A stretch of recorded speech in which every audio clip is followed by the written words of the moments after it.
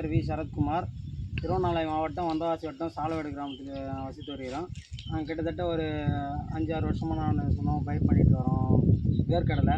எங்களை இந்த வேர்க்கடலை சிறப்பான முறையில் பயிர் வைக்கிறதுக்காக ஆத்ம திட்டத்தின் மூலமாக விருத்தாச்சலத்துக்கு கூட்டிகிட்டு போனாங்க. ஒரு பயிருக்கு வேர்க்கடலை எந்த அளவுக்கு பயிர் வைக்கணும், அதுக்கு உர மேலாண்மை, பூச்சிக்கொல்லி இதெல்லாம் எப்படி பண்ணுறது அப்படின்றத முறையாக கற்றுக் கொடுத்தாங்க. ஒரு வேர்க்கடலை செடி போட்டோம்னா 3 அடிக்கு 3 அடி எத்தனை செடி இருக்கும் அப்படின்றத நாங்கள் அன்றைக்கி தான் தெரிஞ்சுக்கிட்டோமே.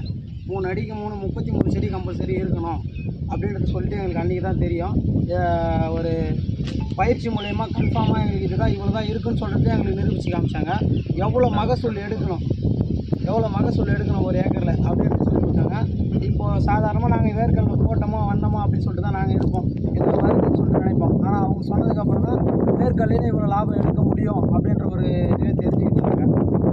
வேர்க்கடலையில் கிட்டத்தட்ட நாங்கள் எடுத்தோம்னா ஏக்கருக்கு ஒரு 5 மூட்டை பயிர் அப்படி தான் எடுப்போம். ஆனால் அவங்க சொல்லிக் கொடுத்த முறையை கையாண்டோம்னா கண்டிப்பாக ஒரு 10 மூட்டை அப்படியே டபுளாகவே எடுக்கிற அளவுக்கு அவங்க சொல்லிக் கொடுக்குறாங்க.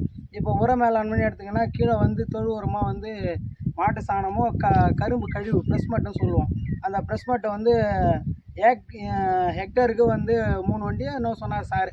நாங்கள் பயிற்சி மூலயமா 3 வண்டி கொடுத்தோம்னா நீங்கள் இது மாதிரி 10 மூட்டை பயிர் எடுக்கலாம் அப்படின்னு சொல்லி நாங்கள் இது வரைக்கும் கரும்பு கழிவுலாம் பயன்படுத்துனதே கிடையாது. எங்களுக்காக நாங்கள் வருவோம், மருந்து போட்டு தான் கீழே 1 மூட்டை டிஏபி யூரியா இதை போட்டு மட்டும் தான் நாங்கள் பயிர் வைப்போம்.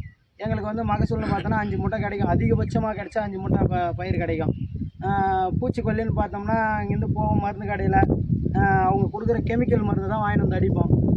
சார் என்ன சொன்னார், நீங்கள் பஞ்சகாவியா பயன்படுத்துங்க, 5 இலை கரைசல் பயன்படுத்துங்க, மீன் அமிலம் பயன்படுத்துங்க, இது மூலயமா உங்களுக்கு மகசூல் ஏறும் அப்படின்னு சொல்லிட்டு சொன்னாங்க.